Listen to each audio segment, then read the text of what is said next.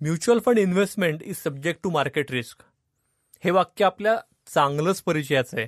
तर ही market risk काय असते या इतकंच आपली स्वतःची जोखीम घेण्याची क्षमता नेमकी किती आहे हे तपासणे आवश्यक असतं का? जाणून घेऊया या एपिसोडमध्ये.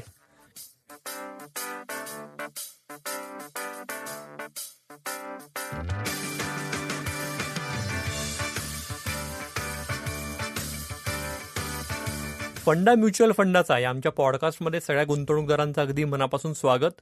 क्रिसेंट या पुण्यातल्या आघाडीच्या म्युच्युअल फंड डिस्ट्रीब्युटर फर्मचे संचालक भूषण वाणी हे आपल्यासोबत आहेत. नमस्ते भूषण. हॅलो निरंजन, काय म्हणता, कसे आहात तुम्ही? मी बढिया. फक्त आज रिस्क है तो इश्क है हा फेमस डायलॉग आहे, तर तो उलगडायचा आहे आपल्याला. हो, हा डायलॉग उलगडायचा आहे कारण रिसेंटलीच नवीन गव्हर्नमेंट फॉर्म झालंय आणि ते कोइल्युशन गव्हर्नमेंट आहे. तिथे सुद्धा रिस्क है तो इश्क है अशाच बेसिसवर चाललंय आणि पॉलिसी फ्रेमवर्कवर आपण रिसेंटली बोललेलो आहोत आपल्या एका पॉडकास्टमध्ये, तर तो प्रत्येकाने ऐकावाच. पण रिस्क हा खरोखरीच महत्वाचं याला म्हणजे हा घटक आहे कुठल्याही इन्व्हेस्टमेंटचा विचार करताना आणि त्याच्यावर आपण पॉडकास्ट करतोय. येस. सो म्युच्युअल फंड गुंतवणुकीत नेमकी रिस्क जोखीम काय असते? सो म्युच्युअल फंड गुंतवणुकीत नेमकी जोखीम, तर म्युच्युअल फंडच्या कुठल्याही प्रॉडक्ट बरोबर बोलताना आम्हाला पहिल्यांदा बोलायलाच लागतं mutual fund is subject to market risk. Please read offer document carefully before investing.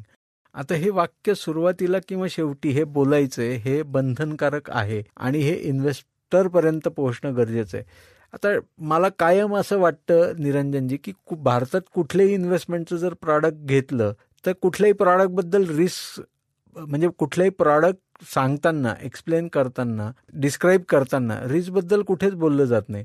Mutual fund आला की रिस्कबद्दल बोललं जातं. सो मला खरोखरीच अभिमान आहे सेबीचा आणि ॲम्फीचा, या दोन ज्या बॉडी आहेत आणि रेग्युलेटरी आहेत की त्या आधी सांगतायत किंवा म्युच्युअल फंड वितरक सांगतायत, म्युच्युअल फंड कंपनी सांगते. म्हणजे सगळ्यात आधी महत्त्वाचा ठासून सांगायचा मुद्दा यात काय की ट्रान्सपरंटली हे वाक्य आधी बोललं जातंय की mutual fund is subject to market risk. आता आपण म्युच्युअल फंडमध्ये नेमकी जोखीम काय असते हा जो प्रश्न तुम्ही छेडलाय, तर म्युच्युअल फंड आणि रिस्क याचं जवळचं नातं आहे. जेव्हा म्युच्युअल फंडमध्ये आपण गुंतवणूक करतोय तर म्युच्युअल फंड हा फक्त शेअर बाजाराशी निगडीत आहे आणि तिथे जोखीम आहे असा कृपया कुठल्याही इन्व्हेस्टरने विचार करू नये. म्युच्युअल फंड हे माध्यम आहे आपल्याला वेगवेगळ्या व्हरायटी ऑफ ॲसेटमध्ये गुंतवणूक करण्याचं. म्हणजे मला लिक्विडिटी हवी आहे तर लिक्विड म्युच्युअल फंड आहेत. मला शॉर्ट टर्म माझी काही रिक्वायरमेंट आहेत तर शॉर्ट टर्म फंड्स आहेत ज्याला आपण डेट म्युच्युअल फंड म्हणतो. मला सोनं किंवा चांदी यातली रिस्क कमी करायची आहे तर म्युच्युअल फंडच्या माध्यमातून ई पेपर गोल्ड आपण विकत घेऊ शकतो. तर ते एक माध्यम आहे म्युच्युअल फंडच्या माध्यमातून गुंतवणूक करण्याचं. मला शेअर बाजारात गुंतवणूक करायची आहे तर म्युच्युअल फंड आहे. मला म्हणजे इक्विटी म्युच्युअल फंड आहे. मला रिअल इस्टेटमध्ये गुंतवणूक करायची आहे तर REIT रिअल इस्टेट इन्व्हेस्टमेंट ट्रस्टच्या अंडर काम करणारे म्युच्युअल फंड्स आहेत. सो मी जेव्हा इन्व्हेस्टमेंटचा विचार निरंजनजी करतोय तेव्हा व्हरायटी ऑफ टाईप ऑफ ॲसेटमध्ये माध्यम म्युच्युअल फंड असं आपण म्हणू शकतो आणि त्या प्रत्येक ॲसेटला जोडली गेलेली रिस्क आहे. ओके, जेव्हा आपण म्युच्युअल फंडच्या रिस्कचा विचार करतोय म्हणजे उदाहरणार्थ काय की मी लिक्विड म्युच्युअल फंडात गुंतवणूक करतोय आणि आपण रिस्कबद्दल बोलत आहोत. तर आता इथे रिस्क काय आहे तर लिक्विड म्युच्युअल फंड कोणाला पैसे देत आहेत तर गव्हर्नमेंटच्या ट्रेजरीला अगदी शॉर्ट टर्म कालावधीसाठी पैसे देत आहेत. बँकांना काही लिक्विडिटी तरलता सांभाळण्यासाठी पैसे हे देत आहेत. तर उद्या ह्या बँकांमध्ये एकमेकांमध्ये जे ट्रान्झॅक्शन म्युच्युअल फंडच्या माध्यमातून होतं, पैसे देवाणघेवाण आपण ज्याला म्हणतो, तर एका बँकेने पैसे रिफंडच केले नाहीत म्युच्युअल फंड कंपनीला तर ही लिक्विड म्युच्युअल फंडची रिस्क झाली. सो रिस्क काय तर ही रिस्क आहे. ओके, परंतु त्याचबरोबर ती म्युच्युअल फंड कंपनी कुठल्याही एका प्रॉडक्टला किंवा एका सेक्युरिटीला एका बँकेला पैसे देत नाहीये, व्हरायटी ऑफ डेट सेक्युरिटीला पैसे देते आणि म्हणूनच ती रिस्क ही कमी होतीये. परंतु त्यामागे वाक्य हे कायम जोडले की म्युच्युअल फंड ही सब्जेक्ट टू मार्केट रिस्क. तसंच आपण इक्विटी म्युच्युअल फंडकडे आलो तर व्हरायटी ऑफ वेगवेगळ्या बिझनेसमध्ये लावलेत. पैसे, तर आज एक बिझनेस चांगलं करणारे, दुसरा खराब करणारे किंवा तिसरा अतिशय एक्स्ट्रा ऑर्डिनरी करणारे, याचा ॲव्हरेज माझा कुठेतरी परताव्यात माझं रूपांतर होतंय, मला योग्य परतावा येताना दिसतोय. रिस्क काय, तर एखादी कंपनी ही बुडू शकते, त्यांचा बिझनेस हा बंद पडू शकतो, अचानकपणे त्या कंपनीला काहीतरी अडचणी येऊ शकतात आणि त्याचं पर्सेंटेज ऑफ ॲलोकेशन त्या म्युच्युअल फंडच्या माध्यमातून असल्यामुळे माझा परतावा हा कमी अधिक होऊ शकतो. ही रिस्क आहे. सो रिस्क समजून घेताना म्युच्युअल फंडात इन्व्हेस्टमेंट जेव्हा मी करतोय तर व्हरायटी ऑफ रिस्क आपल्याला समजून घेणं हे गरजेचं आहे असं मला वाटतं. वा, खूपच सविस्तर तुम्ही उलगडून सांगितलं आणि सगळ्यात महत्वाचा मुद्दा सांगितलात की रिस्क ही केवळ म्युच्युअल फंड हे शेअर मार्केटशी लिंक्ड आहेत किंवा इक्विटी म्युच्युअल फंडातच असते असं नाही, तर सगळ्याच प्रकारच्या म्युच्युअल फंडात काही कुठल्याही इन्व्हेस्टमेंट प्रॉडक्ट जर आपण बघितलं तर त्याला कुठली ना कुठली रिस्क ही असोसिएटेड असतेच. म्हणजे समजा बँकेत जरी एफडी केली तरी बँक उद्या बुडाली तर ही रिस्क आहेच आहे थोडक्यात.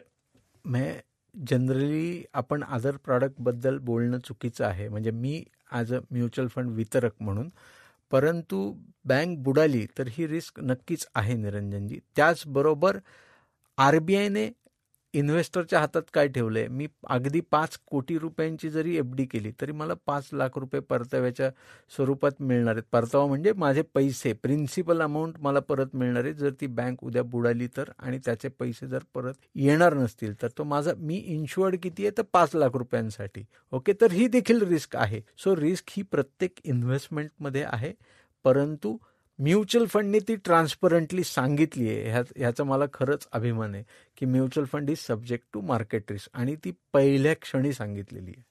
वा, आणि इथे परत तोच मुद्दा येतो की मग ही रिस्क घ्यायची का, तर रिस्क घेतल्याशिवाय तुमच्याकडचा जो पैसा आहे तो वाढणं अवघड आहे. रिस्क घेतल्याशिवाय पैसा वाढणं अवघड आहे असं म्हणण्यापेक्षा ॲक्च्युली ती पैसे इन्व्हेस्ट होणं ही भारतीय कॅपिटल मार्केटची गरज आहे, भारतीय अर्थव्यवस्थेची गरज आहे आणि भारतातल्या प्रत्येक गुंतवणूकदाराची देखील गरज आहे. सो ह्या तिघांचं कॉम्बिनेशन एकत्र आलं आणि मी जर इन्व्हेस्टर म्हणून शांत राहिलो, याचं कारण असं आहे निरंजनजी की जर मी साधारण 5 ते 7 वर्ष शांत राहिलो, अगदी हायएस्ट रिस्क इक्विटी म्युच्युअल फंडात मी इन्व्हेस्टमेंट केलेली आहे, ज्याला आपण सेक्टोरियल किंवा थिमॅटिक फंड म्हणतो, पण मी जर शांत राहिलो आणि तेवढी पूर्ण बिझनेस सायकल त्याला दिली तर 99% मला निगेटिव्ह रिटर्न आलेले नाही आहेत आत्तापर्यंतचा इतिहास बघताना. ओके, सो मला किती ड्युरेशनसाठी इन्व्हेस्टमेंट करायची हे रिस्क घेताना खूप महत्त्वाचं आहे असं मला वाटतं. परफेक्ट. सो मग आपली स्वतःची रिस्क टेकिंग कपॅसिटी, ॲबिलिटी, क्षमता किती आहे हे नेमकं कशावरनं ठरवायचं? आता रिस्क हा खूप मोठा शब्द आहे आणि रिस्क कायमच मी त्याचं प्रेशर घेतो ॲज अ इन्व्हेस्टर म्हणून. तर माझा प्रत्येक इन्व्हेस्टरला हाच सल्ला आहे की ह्याचं कृपया प्रेशर घेऊ नका, एक. आणि मी किती कम्फर्टेबल आहे इन्व्हेस्टमेंट कुठलीही करताना याच्या बेसिसवर रिस्क ही ठरवा. ओके, म्हणजे ॲबिलिटी, विलिंगनेस हे महत्त्वाचंच आहे, परंतु मी कम्फर्ट झोनमध्ये किती आहे. म्हणजे मी जर इक्विटी प्रॉडक्टमध्ये गुंतवणूक करून मला रात्रभर झोप लागणार नसेल जर एखाद्या दिवशी मार्केट खाली आलं तर, कारण मार्केट वर जाणं आणि खाली येणं हा मार्केटचा कायमचा गुणधर्म आहे. जर मला जर त्याने झोप लागणार नसेल तर मी खरंच ती रिस्क घ्यायची आहे का? राईट. ओके, हे कुठेतरी समजून घेणं गरजेचं आहे. माझी कॅपॅसिटी कितीही असेल, म्हणजे उदाहरण आपण घेऊयात निरंजनजी की तुम्ही साऊंड ग्रेड्स LLP हा व्यवसाय उत्तमरित्या तुम्ही आणि मोहिनी मॅडम चालवताय, छानपणे तुम्ही बिझनेस सेट करताय आणि मागच्या वर्षभरात उत्तम पैसे देखील कमवले. सो तुमच्याकडे आज समजा 50 लाख रुपये गुंतवणूक करायला आहे असं आपण क्षणभर जाणून घेऊयात की तेवढे पैसे आहेत आपल्याकडे, परंतु हे पैसे असताना तुमची, म्हणजे हा झाला ॲपेटाईट, ओके, गुंतवणूक करण्याचं, की आज तुमच्या कंपनीच्या मार्फत तुम्ही कमवलेले हे पैसे आणि हे पैसे तुम्ही इन्व्हेस्ट करू शकता, म्हणजे हे ॲपेटाईट झालं. परंतु तुम्ही कंपनी आणखीन मोठी होणार आहे, मला कॅपिटल नव्यानं बाहेरून आणायला लागणार नाही किंवा टप्प्याटप्प्यानं आणखीन मला इन्व्हेस्टमेंट ही स्वतःच्याच व्यवसायात करायची आहे वेगवेगळ्या ॲक्टिव्हिटींसाठी, म्हणून ते पैसे तुम्ही सेफ ॲसेट ट्रस्टच्या अंतर्गत कुठेतरी FD करून ठेवलेले आहेत आणि ते पैसे तुम्ही पुढची 3, 4, 5 वर्ष वापरलेले नाही आहेत. म्हणजेच तुम्ही रिस्क नाही घेत आहात. ओके, गुंतवणूक करताना. आता ॲपेटाईट आणि विलिंगनेस यातला हा फरक आहे. तेच मी माझ्या व्यवसायाचा विचार करतो की माझ्याकडे आज 50 लाखाची ॲसेट नाही आहे कंपनीच्या नावाने, मे बी 5 लाख रुपयांची आहे, पण मी सगळे पैसे लावतोय शेअर बाजारात रिलेटेड असणाऱ्या म्युच्युअल फंडमध्ये किंवा डायरेक्ट शेअर बाजारामध्ये. तर इथे ह्या उदाहरणात काय दिसतंय की माझं ॲपेटाईट नाही आहे पण विलिंगनेस आहे. सो ही 2 उदाहरणं काय दाखवत आहेत की ह्यात मी कशी तफावत करतोय आणि कॅपॅसिटी ही कशी डिफाईन करतोय. राईट. सो म्हणजे ॲपेटाईट आणि विलिंगनेस या 2 गोष्टी महत्वाच्या ठरतात. अगदी महत्वाच्या आहेत जेव्हा मी रिस्क टेकिंग ॲबिलिटीचा विचार करतोय किंवा कॅपॅसिटीचा विचार करतोय. ओके. सो मला समजा मिड कॅप किंवा स्मॉल कॅप फंडात पैसे गुंतवायचे आहेत असं एखादा गुंतवणूकदार म्हणतो, तेव्हा त्या इन्व्हेस्टरचं रिस्क टॉलरन्स आणि त्या फंडातली प्रत्यक्ष असणारी जोखीम यात पण तफावत असू शकते का, आणि तशी ती असेल तर काय परिणाम होतो? अतिशय उत्तम प्रश्न तुम्ही निरंजनजी छेडलाय. म्हणजे विथ गुड एक्सपिरियन्स गेली 21 वर्ष या क्षेत्रात काम करून लोकांना चांगला परतावा हा जेव्हा क्रिसंटच्या माध्यमातून दिला गेलाय आणि वेगवेगळी लोक क्रिसंटशी इन्व्हेस्टर म्हणून जेव्हा जोडली जात आहेत तेव्हा असंख्य रेफरन्सेसमधून आम्हाला कॉल येतात. म्हणजे मी उदाहरणाचा दाखला म्हणून हे घेतोय आणि या प्रश्नाचं उत्तर देण्याचा प्रयत्न करतोय. असा इन्व्हेस्टर की ज्यांनी गेली 8-10 वर्ष माझ्याबरोबर इन्व्हेस्ट केलंय आणि स्मॉल कॅप कॅटेगरीच्या असणाऱ्या फंडमध्ये इन्व्हेस्ट केलंय आणि ज्याचा गोल फायनान्शियल गोल हा 15-16 वर्षानंतरचा होता आणि म्हणून त्याला स्मॉल कॅप फंड हा दिला गेलेला आणि ज्याला आज साधारणतः डबल डिजिटमध्ये चांगले रिटर्न हे दिसत आहेत. मी पर्सेंटेज असं डिफाईन नाही करणार पण चांगले रिटर्न हे त्याला दिसत आहेत.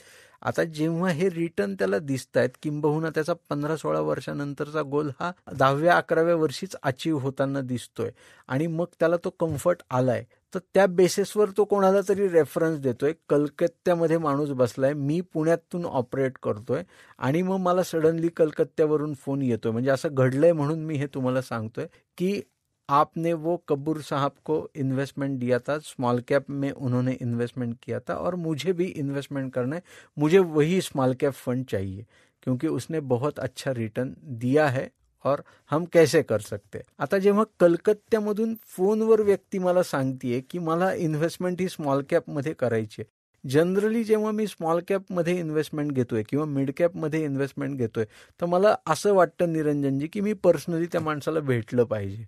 कारण जेव्हा ती रिस्क त्याला समजून सांगायची आहे किंवा त्या रिस्कबद्दल त्याचं अंडरस्टँडिंग समजून घ्यायचं आहे की त्याला रिस्क घ्यायची आहे म्हणजे नक्की त्याला काय करायचं आहे, तर या थेसिसवर मी कसा फंड त्याला द्यायचा आहे असं जेव्हा मी विचार करतो आणि मला जेव्हा कॉलवर विचारलं जातं की मला स्मॉल कॅपमध्ये इन्व्हेस्टमेंट करायची आहे तर त्या इन्व्हेस्टरला मी ॲक्च्युली स्मॉल कॅप फंड द्यायचा आहे का असा डिस्ट्रीब्युटर म्हणून मी पहिला प्रश्न मला विचारला पाहिजे की 10 मिनिटाच्या कॉन्व्हर्सेशनमध्ये मी त्याला फोनवरच स्मॉल कॅप फंड सजेस्ट करायचा आहे का किंवा स्मॉल कॅप फंडबद्दल माहिती द्यायची आहे का. तर हे जेव्हा मी समजून घेतोय तर variety of small cap fund बाजारात आहेत. सेबीच्या कॅटेगरायझेशनच्या नियमानुसार एक स्मॉल कॅप फंड की त्याला कंपल्सरी मिनिमम स्मॉल कॅप स्टॉकमध्ये जेवढी गुंतवणूक केली पाहिजे तेवढी गुंतवणूक करून राहिलेलं पर्सेंटेज जर एखादी कंपनी लार्ज कॅप स्टॉकमध्ये लावत असेल तर माझ्या दृष्टीने तो कन्झर्वेटिव्ह स्मॉल कॅप फंड झाला. ओके.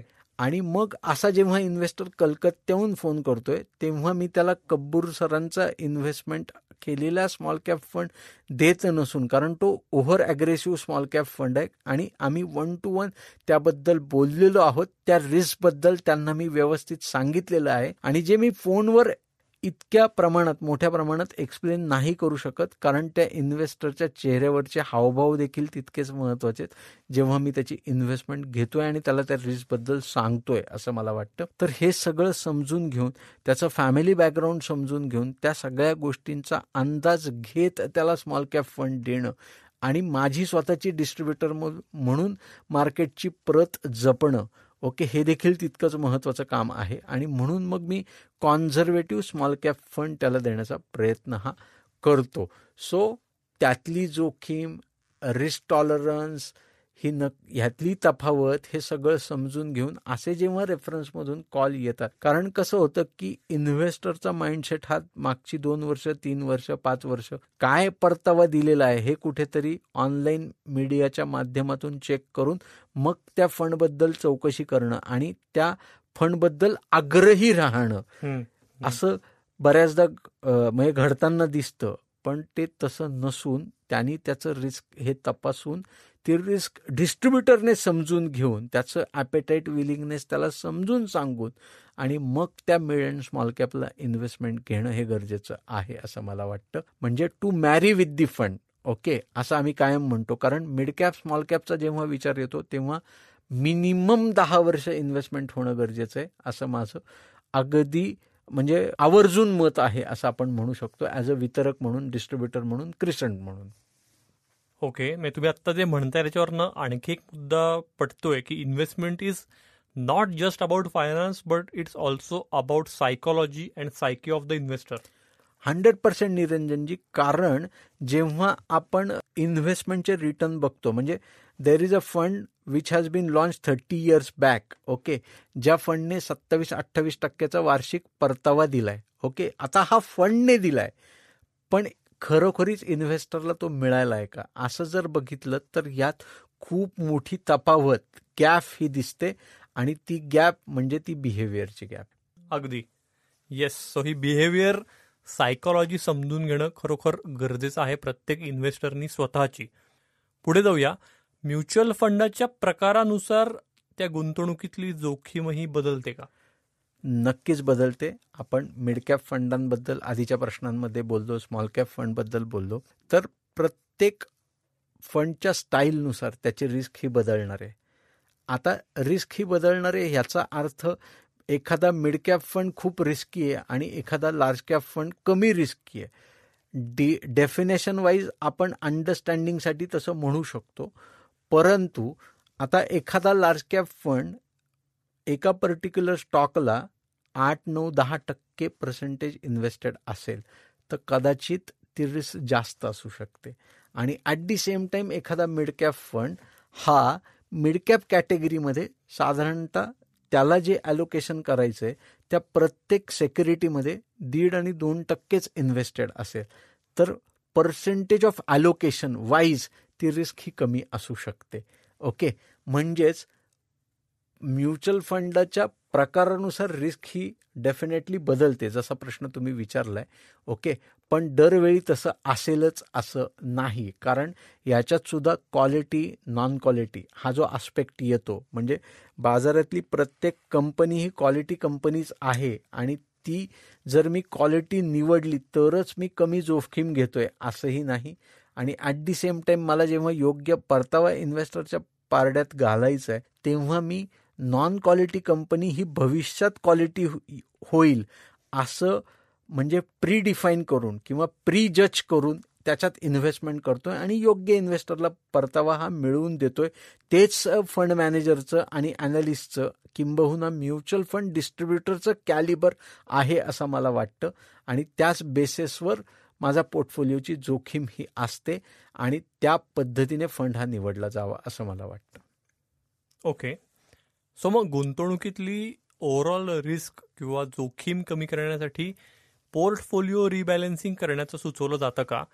आणि जर सुचवलं जात असेल तर हा आढावा पोर्टफोलिओचा किती काळानं घेणं गरजेचं ठरतं? आता बेसिकली याच्यात मी उत्तर असं देईल निरंजनजी की क्रिसंट ऑनगोईंग बेसिसवर क्लायंटच्या पोर्टफोलिओचं रिव्ह्यू हे करतं, पण इट डझंट मीन की कायमच ते रिबॅलन्सिंग करतं. ओके, आता कायमच रिबॅलन्सिंग करते किंवा करत नाही असं जेव्हा मी सांगतोय तर परत मी तुमचंच इन्व्हेस्टर म्हणून उदाहरण घेईल की आता तुम्ही कम्पॅरेटिव्हली यंग आहात, आणखीन पुढची 15-20 वर्ष तुम्ही काम करणार आहात आणि जसं जसं काम तुमचं वाढत जाणार आहे तसं तसं तुमचा इन्व्हेस्टमेंटचा कॉर्पस देखील वाढत जाणार आहे. त्याचबरोबर तुमच्या फायनान्शियल काही गरजा देखील आहेत ना. प्रत्येक गरज ही 20 वर्षानंतरचीच आहे असं देखील नाही आहे. परंतु मग मी जेव्हा माझ्या पोर्टफोलिओचं ॲलोकेशन करतोय किंबहुना पोर्टफोलिओ हा बनवतोय तर ह्या प्रत्येक माझ्या फायनान्शियल गरजेशी निगडीत असणारा फंड जर मी आधीच निवडला असेल तर फारसं रिबॅलन्सिंग करण्याची गरज पडत नाही.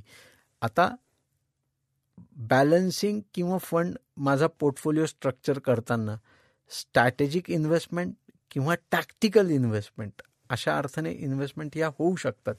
जेव्हा तुमचा पोर्टफोलिओ हा खरोखरीच खूप टॅक्टिकल असेल तेव्हा तो रिबॅलन्सिंग कायम व्हावा असं डिस्ट्रीब्युटर म्हणून मला वाटतं, वितरक म्हणून मला वाटतं, किंबहुना क्रिसंट हे फॉलो करते.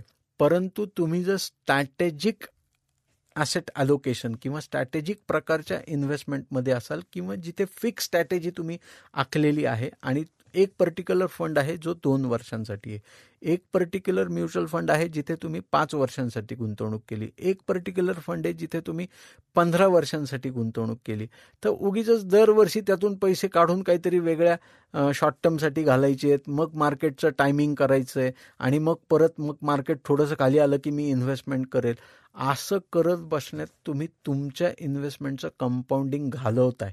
ओके, म्हणजेच रिबॅलन्सिंग करायचंच नाही का, तर ते इन्व्हेस्टर परतवी बदलणारे, त्याची रिस्क घेण्याची मानसिकता जशी असेल त्या पद्धतीने ते बदलणारे आणि ॲट दी सेम टाईम त्याचे फायनान्शियल गोल्स कसे आहेत यानुसार ते बदलणारे.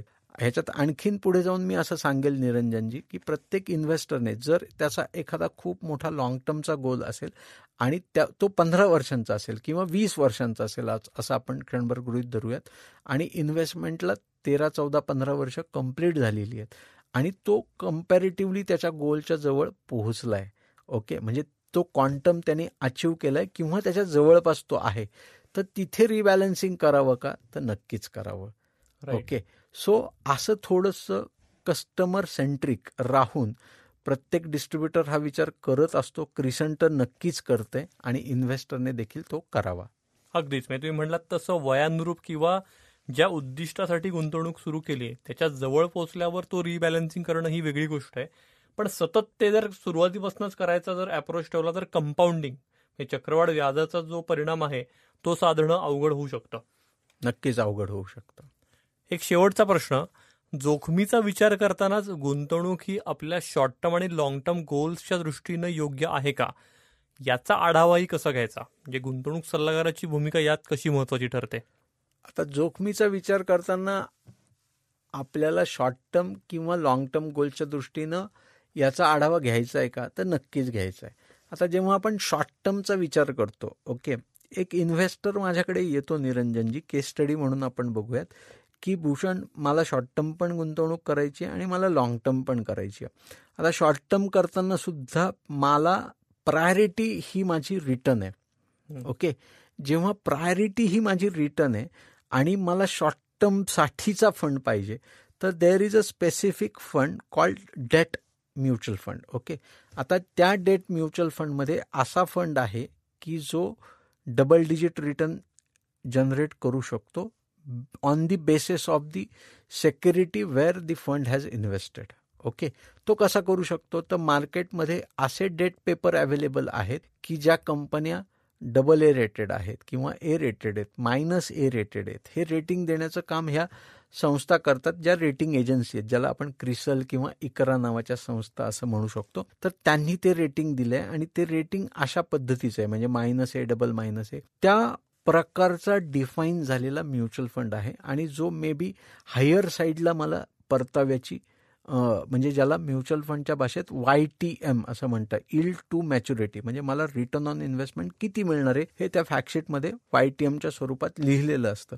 तर तो YTM जास्त आहे म्हणजे त्यांनी कदाचित जोखीम ही जास्त घेतलेली आहे. तर मग शॉर्ट टर्मच्या आधारावर आणि मला रिटर्न जास्त पाहिजे म्हणून त्या फंडकडे जायला मी हरकत नाही, पण तेव्हा मी रिस्क ही जास्त घेतोय हे मला समजून घेणं गरजेचं आहे.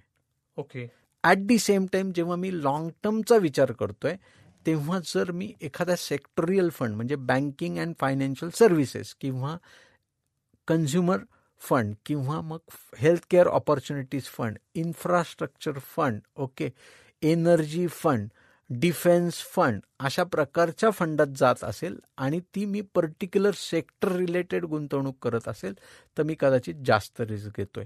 सो या दोन्ही केसमध्ये काय दिसतंय, मग माझं गोल शॉर्ट टर्म असेल किंवा माझं गोल लॉंग टर्म असेल, मी पर्टिक्युलर रिस्की ॲसेटमध्ये जातोय किंवा रिस्की प्रकारच्या टाईप ऑफ फंडमध्ये जातोय. वर्सेस वेगळा विचार काय होऊ शकतो, शॉर्ट टर्मचा विचार केला तर मी सगळ्या AAA रेटेड असणाऱ्या फंडकडे जातोय, जिथे क्रिसल इकराने त्यांना AAA रेटेड रेटिंग दिलेलं आहे, किंबहुना त्या फंडाचा YTM यील्ड टू मॅच्युरिटी ही कमी आहे. म्हणजेच हे उदाहरण काय दाखवत आहे की त्या सेक्युरिटीची मार्केटमधली प्रत जेवढी मोठी आहे तेवढी ती कंपनी रिटर्न किंवा इंटरेस्ट जो ऑफर करणार आहे तो कमी करणार आहे. वर्सेस त्याची प्रत जेवढी मार्केटमधली कमी आहे तेवढा ती कंपनी रिटर्न हा जास्त देऊ करते. आता ही जी तफावत आहे ही त्या डिस्ट्रीब्युटरने इन्व्हेस्टरला समजून सांगणं गरजेचं आहे आणि इन्व्हेस्टरने ती समजून घेणं गरजेचं आहे. त्या बेसिसवर इन्व्हेस्टमेंट होणं हे गरजेचं आहे. सो इथे गुंतवणूक सल्लागाराची भूमिका ही अत्यंत महत्त्वाची आहे आणि ह्या गोष्टी प्रामुख्याने इन्व्हेस्टरने समजून घेणं गरजेचं आहे. जेव्हा मी प्रीडिफाईन इन्व्हेस्टमेंटचा विचार करतोय, short term, mid term, long term, very long term, conservative, aggressive, very aggressive, अशा व्हरायटी ऑफ कॅटेगरीमध्ये गुंतवणूक किंवा माझा मॉडेल ऑफ पोर्टफोलिओ हा कसा असला पाहिजे हे त्या गुंतवणूक सल्लागाराचं काम आहे समजून सांगणं, आणि म्हणून त्याची भूमिका ही अत्यंत महत्त्वाची आहे. क्रिसंट हे सगळं इन्व्हेस्टरला वेळोवेळी समजून सांगत आलेली आहे, ॲक्टिवली समजून सांगत आलेली आहे, आणि म्हणूनच मला माझ्या टीमवर अत्यंत विश्वास देखील आहे, कारण ते इन्व्हेस्टरला ह्या सगळ्या गोष्टी समजून सांगतात आणि योग्य पद्धतीने काम करण्याचा प्रयत्न करतात, कारण आमचा बेसच त्याच्या बेसिसवर तयार झाला आहे. तुम्ही जे बोलला त्याच्यावर नाही जाणवते की हा विषय खूप डीप आहे, सखोल आहे, आणि त्याच्यामुळे तो समजून घेणं म्हणजे रिस्क ही कुठली तरी हायपोथेटिकल गोष्ट नाही आहे, तर त्याच्या मागची थेअरी काय आहे, नेमकी रिस्कची व्याख्या काय आहे, आपण ज्या प्रॉडक्टमध्ये ज्या म्युच्युअल फंडात गुंतवणूक करायचा निर्णय घेतोय त्या पर्टिक्युलर फंडातली रिस्क काय आहे आणि ती घ्यायची आपली ॲबिलिटी, क्षमता आहे का, हे प्रत्येक गुंतवणूकदारांना बघणं खूप गरजेचं आहे. नक्कीच बघणं गरजेचं आहे. ह्याच्यात एक छोटंसं उदाहरण आपण घेऊयात निरंजनजी, की एक सेक्युरिटी आहे, त्या सेक्युरिटीबद्दल त्यांचं इंटरेस्टचं रिपेमेंट म्युच्युअल फंड कंपनीकडे होतं. मी नावं इथे घेऊ शकत नाही कोणाची, कारण ते कायद्यालेखी बरोबर नाही आहे. तर इंटरेस्ट पेमेंट ड्यू होतं. बिकॉज ऑफ बँकिंग सिस्टीम ते समहाऊ एंट्री करायला त्या बँकेतला एम्प्लॉई थोडासा लेट झाला म्हणजेच कंपनीने म्युच्युअल फंड कंपनीला इंटरेस्ट रिफंड करायचा होता किंवा इंटरेस्ट पेमेंट करायचं होतं असं आपण म्हणूयात. पण बिकॉज ऑफ बँकिंग सिस्टीम आणि बँकेच्या एम्प्लॉईच्या डिले ऑफ एंट्रीमुळे तो इंटरेस्ट डिले पे झाला. ओके, आता ह्याची कुठेतरी इकॉनॉमिक टाइम्सला न्यूज आली की एका पर्टिक्युलर सेक्युरिटीने इंटरेस्ट पेमेंट डिले केलं. आता because of this news panicky situation झाली आणि अदर म्युच्युअल फंड मॅनेजर्सने किंवा other asset management mutual fund कंपन्यांनी धडाधड ती सेक्युरिटी विकायला सुरुवात केली आणि त्यातून पैसे मोकळे करायला सुरुवात केली. ओके, बिकॉज ऑफ दॅट त्या कंपनीची लिक्विडिटी धोक्यात आली. परंतु ती धोक्यात नसून त्यांनी त्यांचं डेटचं रिस्ट्रक्चरिंग योग्य पद्धतीने केलं होतं. हे दोन ॲसेट मॅनेजमेंट कंपनीने ओळखलं आणि त्यांनी कुठलेही पैसे विड्रॉ केले नाहीत. ओके, आता यामुळे काय झालं, इन्व्हेस्टरला जो मिळणारा परतावा होता तो योग्य पद्धतीने मिळाला, इंटरेस्टचं रिपेमेंट पण वेळेत आलं. पण एक न्यूज काय करू शकते आणि लोक किती भावनिक होतात आणि पटकन निर्णय घेतात, पॅनिक होऊन पटकन निर्णय घेतात. तर असं कृपया इन्व्हेस्टरने करू नये. त्यातलं खरं तारतम्य काय आहे किंवा त्यात किती सखोल गोष्टी आहेत या समजून घेऊन, आणि इथे परत त्या गुंतवणूक सल्लागाराची भूमिका ही नक्की महत्त्वाची ठरते. Absolutely, thank you so much. हा विषय खरंच खूप महत्त्वाचा आहे आणि तुम्ही अतिशय सखोलपणे आणि तितक्याच साध्या सोप्या शब्दात हा एक्सप्लेन केलात. मला श्रोत्यांनाही अपील आहे की तुम्हालाही गुंतवणुकी संदर्भातल्या कुठल्या सल्ल्यासाठी, मार्गदर्शनासाठी, रिस्क तुम्ही जी इन्व्हेस्टमेंट करताय ती जर जाणून घ्यायची असेल तर अशा सगळ्या गोष्टींसाठी तुम्ही क्रिसेंटला हक्कानं संपर्क साधू शकता. त्यांचा नंबर प्लीज नोट डाऊन करून घ्या. नंबर आहे 9764125533. नंबर मी परत एकदा रिपीट करतो, 9764125533. याशिवाय तुम्ही crescentmfd.com या त्यांच्या वेबसाईटलाही भेट देऊ शकता. हा एपिसोड आवडला असेल तर आमचा चॅनल नक्की लाईक करा, सबस्क्राईब करा आणि तुमच्या मित्रमैत्रिणींना किंवा नातेवाईकांनाही याची लिंक नक्की शेअर करा. हा पॉडकास्ट तुम्ही Spotify, Apple podcast, Jio Saavn, गाना, ॲमेझॉन म्युझिक यासह क्रिसेंटच्या यूट्यूब चॅनलवरही मोफत ऐकू शकता. आत्ता आपण ऐकलात भूषण वाणी आणि निरंजन मेढेकर यांच्या आवाजात फंडा म्युच्युअल फंडाचा हा पॉडकास्ट. ही क्रिसेंटची निर्मिती असून साऊंड्स ग्रेडची 2024ची प्रस्तुती आहे. डिस्क्लेमर: म्युच्युअल फंड गुंतवणूक ही बाजारातील जोखमीच्या अधीन आहे. गुंतवणूकदारांनी योजनेशी संबंधित सर्व कागदपत्रे काळजीपूर्वक वाचावीत. फंडा म्युच्युअल फंडाचा या पॉडकास्टचा उद्देश गुंतवणूक विषयक जनजागृती हा आहे. या पॉडकास्टच्या आधारे घेतलेल्या गुंतवणूक निर्णयांमुळे कुणा व्यक्तीचे अथवा संस्थेचे नुकसान झाल्यास Crescent mutual fund distributor private limited किंवा sounds grade NM audio solutions LLP जबाबदार राहणार नाही, याची कृपया नोंद घ्यावी.